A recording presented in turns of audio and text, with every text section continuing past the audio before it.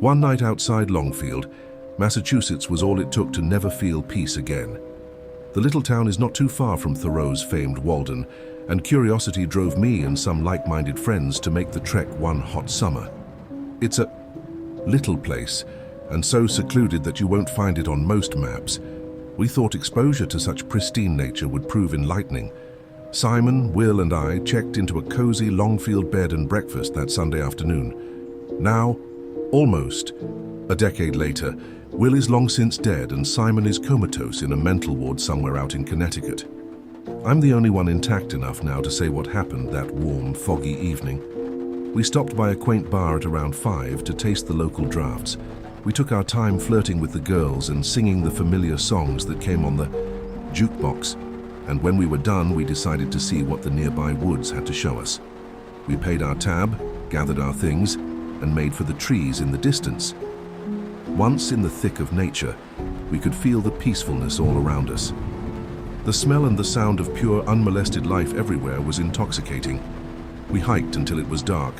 Then, we dug our flashlights out from our backpacks and pressed on a little more. The woods at night are magical, and we found ourselves grinning earnestly at each other as we walked. It was perhaps 10 in the evening when we decided we wanted to head back. Still not satisfied with our experience, however, we took a different route home. It wasn't long before we found a clearing that we must have missed on our first pass through the trees. It seemed unnaturally hewn from the surrounding forest, and we stopped to rest on the apparently man-made seats that were there. Simon was the first to see the strange man who emerged from the clearing. He had a large, bushy beard and wore the apparel of a man intimately familiar with nature. His eyes were sharp and knowledgeable. He stood silently and only said, "Hello," once we had all become aware of his presence. "Hey," said Will. We all flashed each other a nervous look. The strange man exuded cunning and a measured calmness. These were unpleasant qualities to find in someone apparently wandering through the deep, dark woods. "Do you believe in God?" the strange man asked with a pleasant smile. We all remained silent, so the man replied, "Of course you do." "Look, we've got to go," I said, beginning to stand and collect my things. I wanted to get away, and I felt the sentiment was shared by Simon and Will. "Surely then," the man continued, without acknowledging my words, "you believe that everything God makes is beautiful." He approached the three of us with an excited stride as he said these things. He put his hands on my shoulders and pressed until I was forced to sit again. Will, Simon, and I looked to each other furtively, silently deliberating on whether to attack this man, to knock him down, and run away. But the man had not done anything to warrant such aggression, at least not yet. So we stayed. The man continued speaking. "I'd like to share some of God's beauty with you all," he said. Then, from his coat, he produced a tin drinking flask. We all smiled with relief. Surely this strange man was just a friendly drunkard. He offered me the flask, and after looking to Will and Simon for encouragement, I drank. We passed it around, and the strange man simply smiled with good-natured glee. He seemed so pleased, in fact, just to be sharing with us. When we were done, the man took back his flask and returned it to his coat pocket. Then he clapped his hand together noisily, as a child does when it cannot contain its excitement, and said with an enthused smile, "Now we're ready." "For what?" I asked. My cheeks were flushing with the warmth of the drink we had shared. Indeed, as I looked around, Simon and Will's faces were already quite pink. We didn't drink that much, I thought to myself.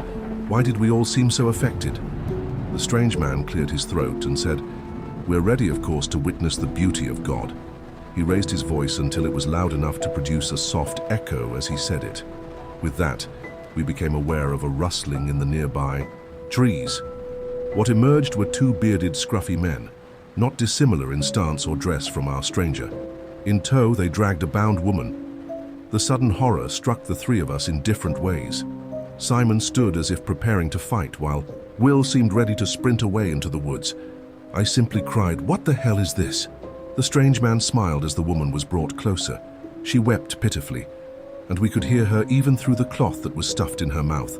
Again, the strange man cleared his throat. "Everything God makes is beautiful. Humans, made in His image, are the most beautiful of all. Tonight we witness the beauty of his creation. The woman looked up at our shocked faces. She was pleading for help.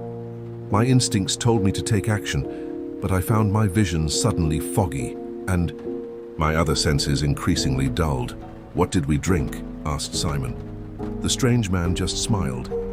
The strength began to leave my muscles and I sat back down. The bound girl gasped in desperation as she realized that we had been drugged.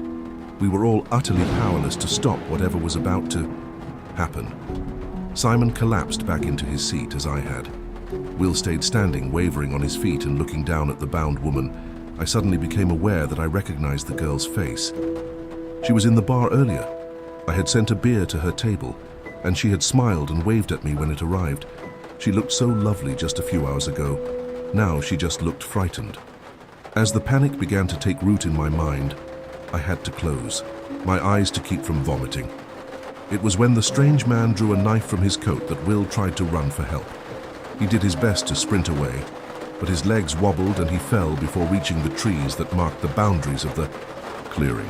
The strange man approached his collapsed form at a leisurely pace, and I watched him kneel over Will's body in the grass. The strange man pulled Will's face off of the ground and drew the knife across his neck with terrible indifference. He returned with the same slow gait as before, stopping only to wipe the blade on the grass. The girl didn't see Will die. Her eyes were closed as she worked to control her panicked breaths. Simon and I, however, did see it. I began to weep, and Simon only stared for a minute or two before vomiting into his lap. "We won't hurt you if you don't try to escape," the strange man said to the two of us with a kind smile. "You two will survive if you cooperate." The girl and I kept crying, but when I looked over to Simon, he was expressionless. Looking back, I'm not sure if that wasn't the moment his mind began to break. All this time, the two associates of the strange man remained standing like statues. Now they hoisted the girl to her knees. The strange man kneeled to look directly into her scared face and said, "There is so much complexity in you. You are the greatest work of art there." Then he drove his knife into her belly. Simon vomited again and I squeezed my eyes tightly closed. I could hear the woman gasping in pain through the gag, and her crying between screams was heart-wrenching in its helplessness. After perhaps a minute, one of the strange man's associates saw that I was closing my eyes and came over to where I sat. I felt him strike me across the face with his half-closed fist. When I still refused to witness the slaughter, I felt his hand close around my throat. "Watch, or we'll cut you up next," he said. So, I opened my eyes. By now, the girl was almost dead. I can't be sure, but I think she was watching my face when she finally bled out. The way her expression softened as her focus finally came to rest on me will never leave my memory. I looked over at Simon, who still seemed to just be staring at something far, far away. His mind was gone by this point, I'm sure. I almost envy him. "Look," said the strange man. He was pulling her insides out and holding them up for his associates and us to see.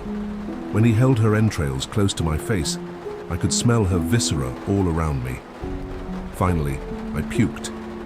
The strange man frowned and offered the pile of guts to Simon. Simon just continued to stare, which seemed at least to sate the strange man's desire for a participating audience. "I trust you two have learned a lesson about the beauty that God has put in everything," he said loudly, with just a hint of disappointment. The tone was like that of a teacher speaking to hopelessly disinterested students. Now, it's time for the final step. It was then I noticed that the two associates of the strange man were building a fire. "There is nothing more offensive to God than wasting the gifts he gives us," the strange man said. "The drug you've been given might be making you feel drowsy at this point, but rest assured we will make sure you participate whether you're awake or not." My last memory before passing out was watching the men hoist the girl's form onto a roaring fire. The way they moved her was unceremonious and rough. Simon fell asleep before I did, and when we awoke at dawn there was no trace of the men at all. There were only the ashes of a large fire and the two of us. The men had taken Will's body and anything that was left of the girl. They left us, I presume, to learn our lesson about God and beauty. I hoisted Simon over my shoulder and brought him back into town. It was hard going through the trees, but my adrenaline helped. An ambulance was immediately called for Simon, who was still a silent ragdoll. I visited him once or twice in his hospital room since then. He only stares wordlessly at the far wall from his bed, day after day. Sometimes he just starts crying. I tried to go to the police, but they were incredulous. No one ever reported the girl from the bar missing. Or if someone did, it never reached Longfield. I guess she was from out of town, like us. I even brought the police back out to the woods where it all happened, but there was nothing there to indicate that my story was true. The cops all thought that Simon and I were just two druggies who had suffered a bad trip out in the woods. When I told them about Will, they formed a missing persons search effort that lasted 2 weeks. Ultimately, everyone gave up. They told his grieving parents that he must have gotten lost in the woods. From there, they said, he probably became disoriented and injured himself fatally. No body was ever recovered. I'd like to tell myself it was all a fevered dream. I'd like to think that the strange man just drugged us with something that gave Simon and me awful hallucinations. Maybe Will really did wander out into the woods and got lost in some crevasse or ravine. I want to believe these things more than anything in the world. But I can't. I can't for one very specific reason. That morning when Simon and I awoke to find the strange man and his associates gone, I was sober. I'm sure of that. I was totally sober that horrible morning. And that sobriety means one thing. When I woke up and smacked my lips together for the first time, I wasn't imagining the taste of fresh human gore in my mouth. I've lived for years now with a pain in my stomach, which I thought was stress-related. I figured it was some kind of ulcer brought on by the trauma of what happened. It was only years later that an X-ray found the bit of human bone wedged in my digestive tract.